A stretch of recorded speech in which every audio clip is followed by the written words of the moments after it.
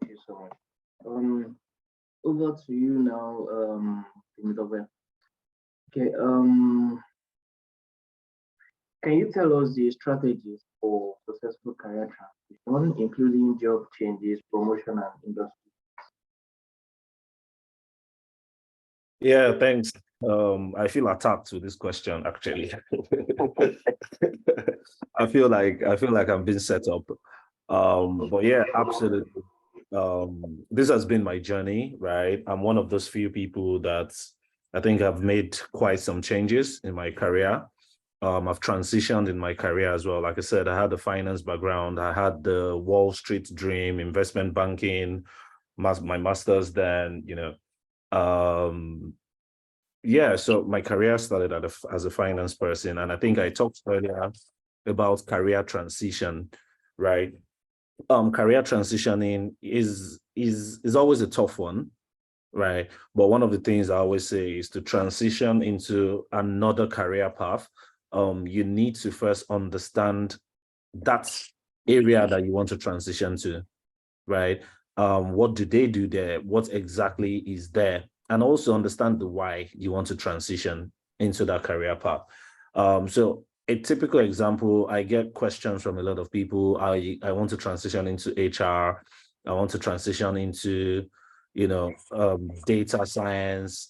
I've had a lot of questions like that. And what I always ask people is, what do you know they do in HR? And you'll be surprised how a lot of people think HR is just about hiring and firing, right? But because they don't really understand it, and I start to throw questions at them. Do you know about workforce planning? Right?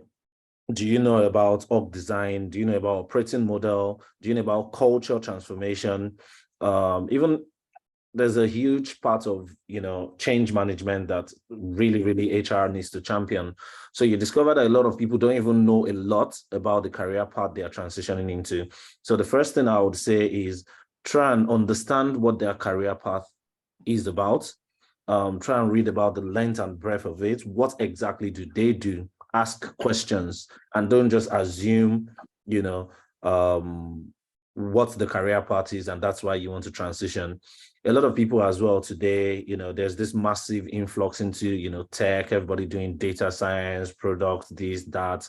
It's amazing. It's good. It's really good, right? But are you doing it because they are paying very well? That's why you just want to move into it. Is it part of your long-term career journey? And the tech space currently looks like garbage in, garbage out, right? There's massive layoffs going on there now and all of that. So again, people need to be very clear about the why you want to transition. Now, being clear about the why you want to transition, now what is the process of transitioning, right? If you're very clear on the why you want to transition, I see a lot of people focus so much on certification. And I can tell you for free that if you've practiced, let me give you a typical example. I studied accounting. My master's was in investment banking and finance. After 5-6 years of work experience, I gave up trying to get into mainstream finance because at the end of the day, where do I want to start from? People will tell you, just do ICANN, do ACCA. No, ACCA will not get you a job. ICANN would not get you a job. Professional certification does not necessarily get you a job, right? So to transition, I would say you also need to do some things people don't want to hear. You probably need to start with doing internship, paid or unpaid internship. You probably need to consider volunteering in that space, paid or unpaid volunteering. I know people don't like to hear the sound of unpaid, right? But I'm someone in my career that's twice in my career path, I've taken 2 pay cuts just to get into where I want to be. A few people that know me knows about this. I've taken a 200% pay cut before. The other one was even massive, from like a 500,000 naira salary to 199,978.28 kobo. I would never forget that. Everybody thought I was mad, right? But again, it was a better path for me. I felt like I needed to learn something and grow. So the process of transitioning, there are so many opportunities to transition. But yeah, people don't like to hear the sound of pay cuts. People don't like to hear the sound of unpaid internships or volunteering. But those are really great opportunities for you to transition. Then in terms of getting promoted at work and understanding job changes and all that, there are different reasons why people will change jobs, right? I mean, being in consulting myself, I tell business leaders, I have quite a lot of, business leaders in my network that reach out to me one-on-one, some professional, and I tell them, if you don't keep them, you would lose them. If you don't train them, don't blame them, right? Gone were those days when HR people will be asking you questions, you're a flight risk, you're jumping. But trust me, if anyone looks at my CV and is asking me questions, why did you leave here? Why did you leave here? Some were based on relocation. Some were based on, I told them I will not speak bad about the organization, but I didn't see growth in this organization. I wasn't comfortable with the culture of the organization. I didn't feel valued in the organization, right? So if you really want to retain your talent, you need to do well to keep them, else they will keep switching and changing jobs. And in terms of promotion, I think people should not quote me here, and you don't have to take my advice for it. I can see Benedict laughing. You don't have to quote me. You don't have to take my advice. I think I've risen so fast in my career. I turned down a director role recently because I didn't feel I was ripe enough. I felt I'm moving too fast, right? And I just needed to turn it down because I felt I didn't have the capacity for it. It's not about the money for me. And it's just personal for me. If you're talking about promotion, I give my all. I'm that person that I give everything to work. I am that person that if I have to stay up till 3 a.m., it is personal. That's why I said, don't quote me, right? If I have to stay up till 3 a.m. to get work done, if I have to work Saturday, if I have to work Sunday, I am that person that gets work done. I believe in giving quality, right? Yeah, that's it for me. Two, I believe in managing my relationships at work, right? You need to manage upwards and manage downwards. So I try to be in the good books of those that I'm leading, right? And I also at the same time try to be in the good books of my managers and my partners and those above me. Because again, they're my leaders, right? I have to make them look good. Rather than we get a lot of people who spend time complaining, oh, my boss is this, my boss is that, my boss is this. I get those complaints. I have people I can have my bands with and all of that. But honestly, I try to still make them look good. I try to cover up for them, right? I try to communicate with them. I try to build rapport with them. I give them feedback as well in a very polite way. So one thing that happens to me is I end up looking like a very valuable employee to the team, right? My subordinates like me. Well, not everybody, right? Because there are sometimes some people feel you're too harsh, but again, the job has to be done, right? And also, I try to make sure my bosses look good as well. Secondly, I'm that person that I try not to be idle at work, right? I used to have a colleague then, Olamide Yusuf, and she was doing a job evaluation project, and I was not on the project. But I can't afford to be sitting down, not having a project, and there's a project I've never done. So I volunteered to be reviewing our work. I volunteered to be, oh, let me see what you're working on and all of that. And I learned how to do it, right? I remember that the first change management project we did, it was very massive. We almost died on that project, right? None of us had a clue about it. But I was staying all night, all day, watching YouTube videos. I bought several books on change management. We literally self-developed ourselves, and I bring my team together. As I'm learning, I'm passing on that knowledge to the team, right? So based on that, based on the energy I bring to work, based on the personal development I do, based on the relationship I create within the organization, the bond I try to build within my team, it makes me quite valuable, right, to the team. And the truth is, I tell people, you get your salary for going to work 9 to 5, right? Promotion is not because, oh, I never missed work, I always come early. No, that's why you're getting a salary, right? Promotion is showing evidence of performing at the next level. So while I was a senior consultant, right, I was bringing in new business, running into hundreds of millions, which was the responsibility, which was a KPI of a manager, right? While I was a senior consultant, I was working directly with partners. I was managing clients, big portfolios. I volunteered myself to do things. So I was already showing evidence. And that's why I tell people as well. It's not just every day.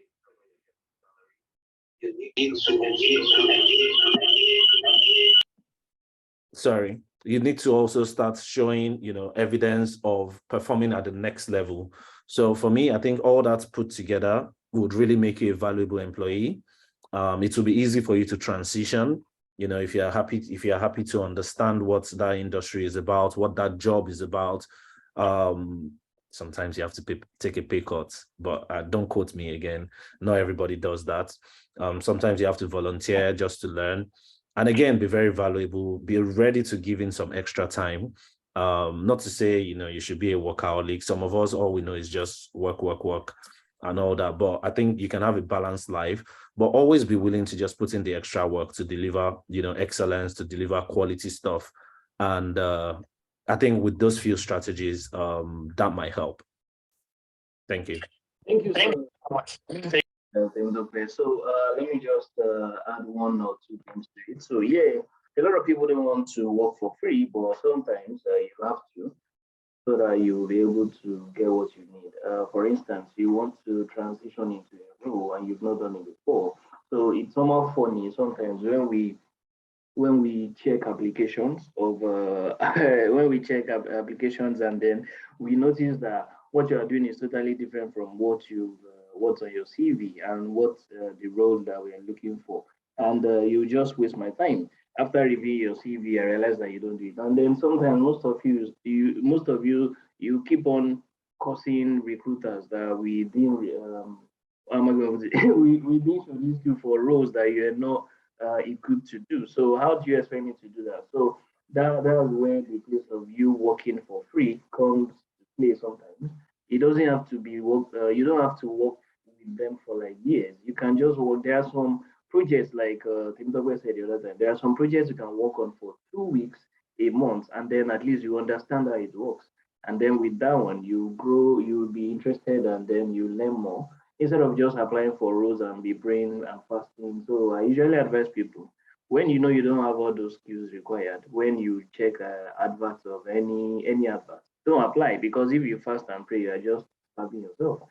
Me as a person, I usually pray before I start shortlisting to God, don't let me shortlist one that will put me into trouble. So someone like you, your prayer will not come to pass because I will not shortlist. So that's it. So thank you. So over to you, Babatunde. So how do you think people can overcome common career challenges and setbacks?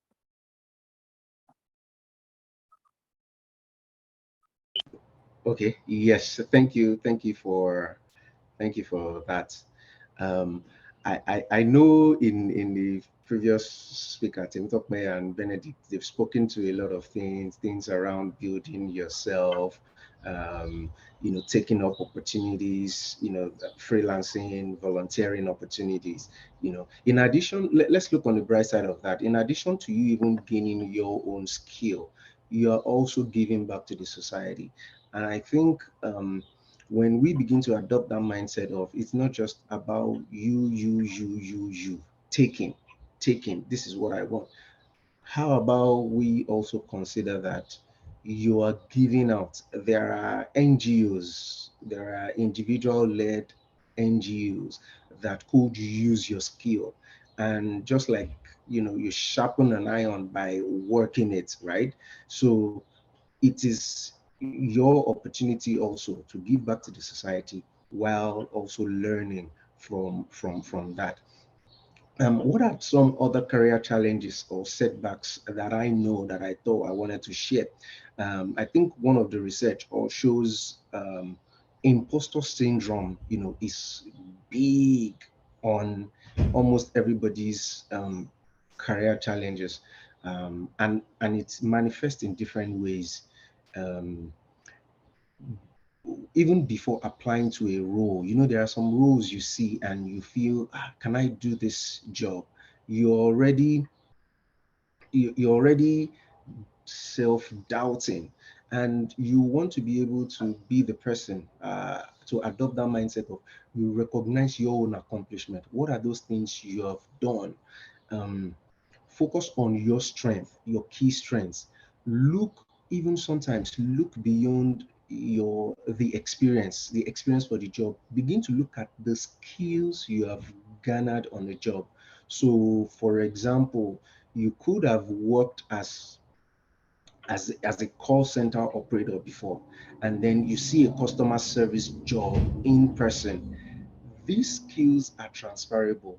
You have to demonstrate your listening skills, your empathy, your being able to think through an issue, you're being able to help your clients and customers. Now you see these roles, they look like different role on paper, but the skills required for them are pretty much similar, and they can be transferred. So if you are being able to listen to someone in distress on phone, being able to talk through their issues, understand exactly what their main concern is, and then be able to solve or prefer solutions to those issues, then when you find yourself in a more direct customer facing role, you can see that you're able to do that. I've talked about imposter syndrome even before applying to a job. Even after applying to a job, you still self-doubt yourself. A presentation could go wrong, all of those things. And then The more you ruminate on those bad days, the more you suck out your own energy to even develop, to even contribute more to your team. So, what should you be doing to overcome this? Like I mentioned, recognize your accomplishment. You started from somewhere. You used to maybe not being able to use your Microsoft Office Word. Now you've moved from beginner level to intermediate. That is growth. Focus on those things. Another bit which ties to what we have already discussed earlier is about you having that mentor or a counselor. I know we typically don't do this. I have a couple of mentees that I speak to. I don't like calling them mentees, but for the purpose of this conversation, they are like my friends and we talk. Oh, I noticed my boss does this. And what do you think I should do about that? And then we can talk through these things together, you know.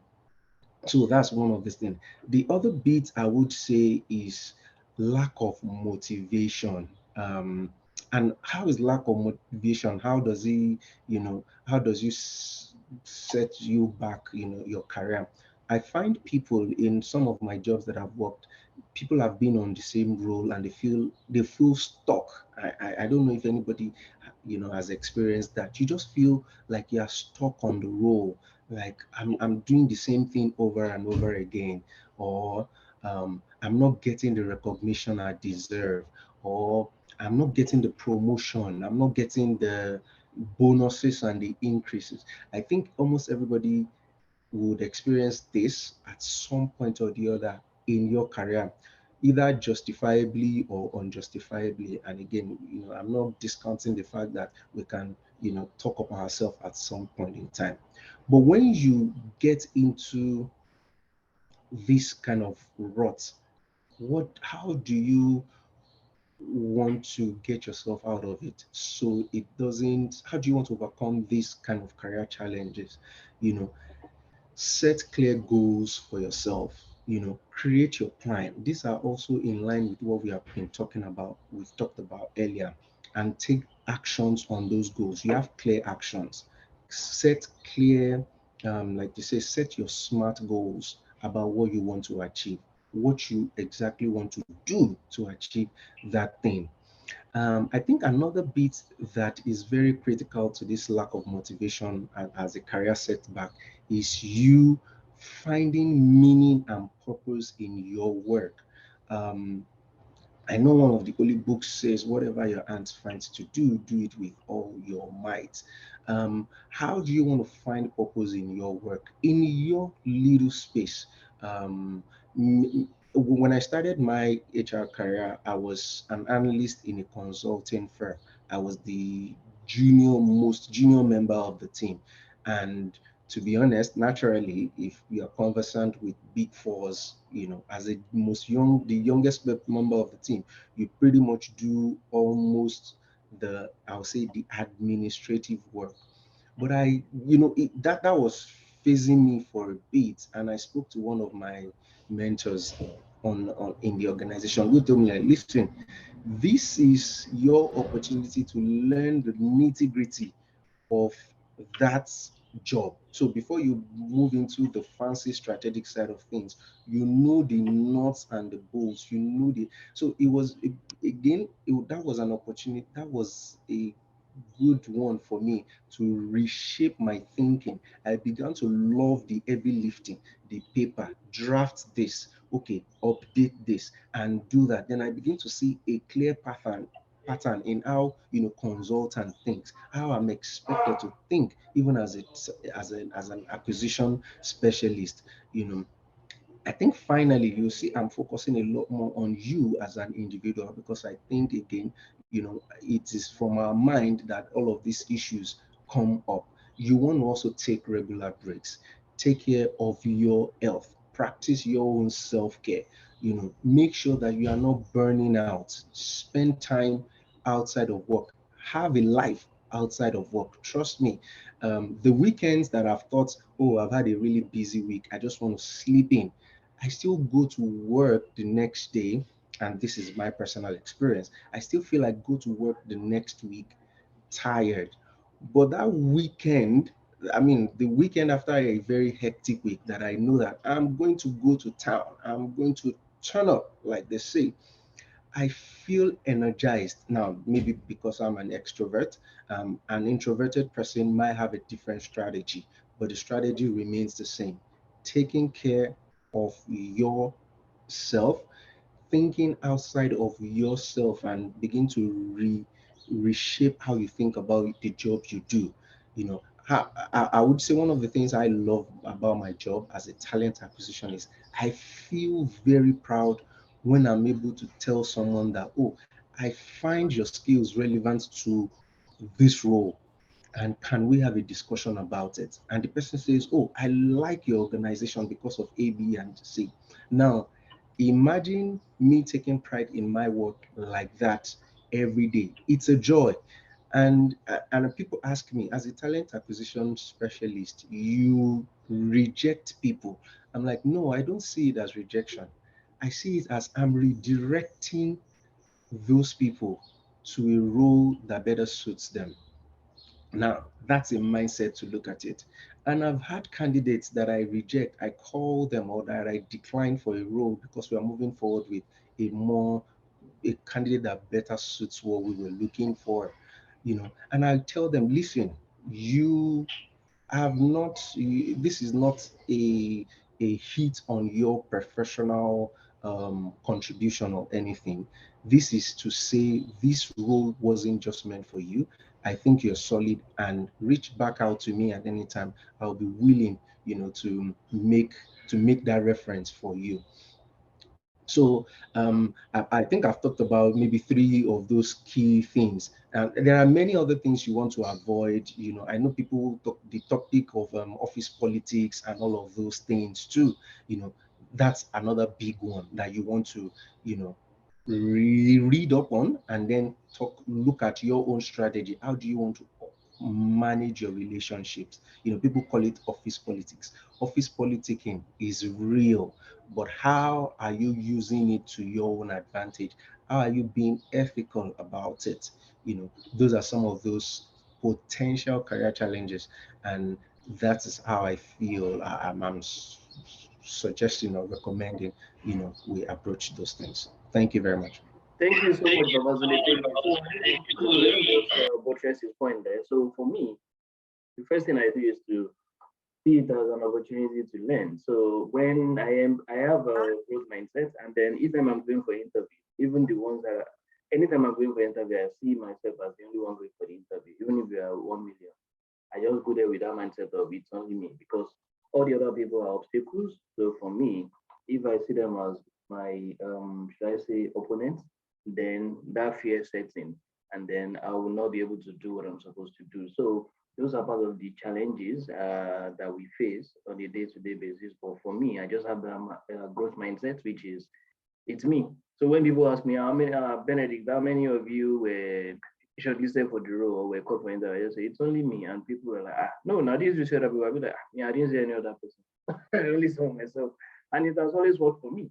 And then I usually reflect on my setbacks. Like there are some times in which you yourself, you know that, okay, maybe you didn't really do well. So I usually reflect on it and then see how I can improve on it. So if I go for interviews or I'm given a project to work on and I didn't really do well, I go back and sit down on it and think about, okay, so what kind of skill do I need to maybe acquire now for me to be able to perform better next time? So for instance, there was an interview I went for. When I got there, the questions they asked me were on Power BI. At that period, I didn't know how to use the tool.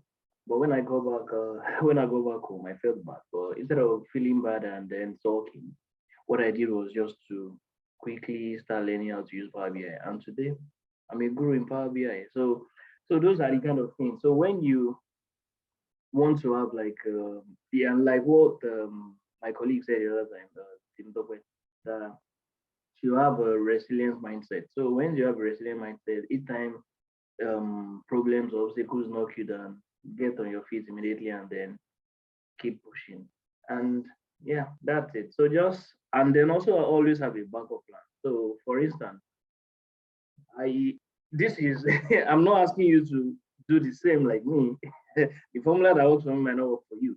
So for me, when I start a job, I the day I start a job, I start planning my. That's the way I work. So for me, the day if I get a letter today and I resume today, I start planning my. So what do I mean? I resume today and I see it as an opportunity to contribute my own quota to the company. But I contributing my own quota when I get to that point where I believe my expertise are no longer really needed. Maybe I've done a lot and I'm not seeing nothing is challenging me any longer. So I try and start looking out there.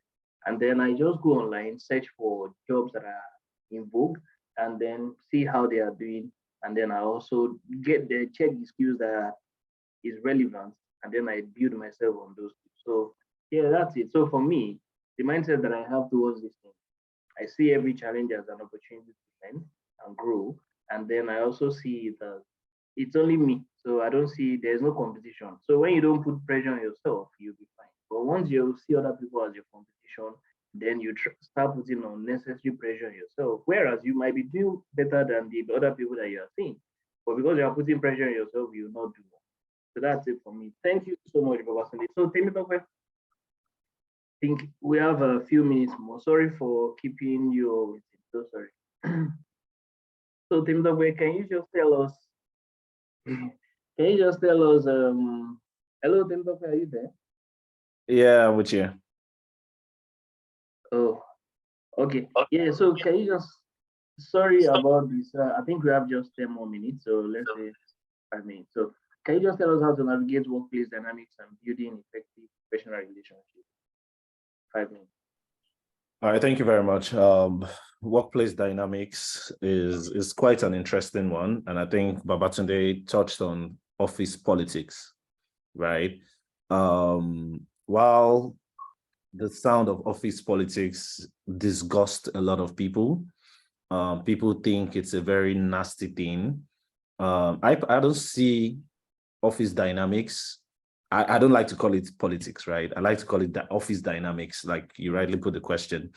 I don't think it's a very bad thing, right? I just think people do not understand it. And that's why they see it as a bad thing, right? How do you really understand office dynamics? It's by, let's come down to our level. It's by calming down. You need to calm down, right? We have a lot of people who are so hyper, who every little thing gets them angry, who, when your boss gives you feedback, you start saying the boss is a toxic boss. Just because you didn't do something right, you don't expect the person to keep quiet, right? So workplace dynamics is really all about building the right relationships. To be honest, it's really about building the right relationships. It's about, don't go to a place of work and already have the mindset of my boss is not going to be my friend. Don't go to a place, even as a leader, to go and say, oh, I'm not going to be shining teeth with everybody because they will disrespect me, right? I think I'm one person that I shine teeth almost everywhere I've worked. I shine teeth to everybody. I don't get disrespected. In fact, I rather win the loyalty of my team, right? And a typical example of workplace dynamics is I'm that person that I will take my team for lunch.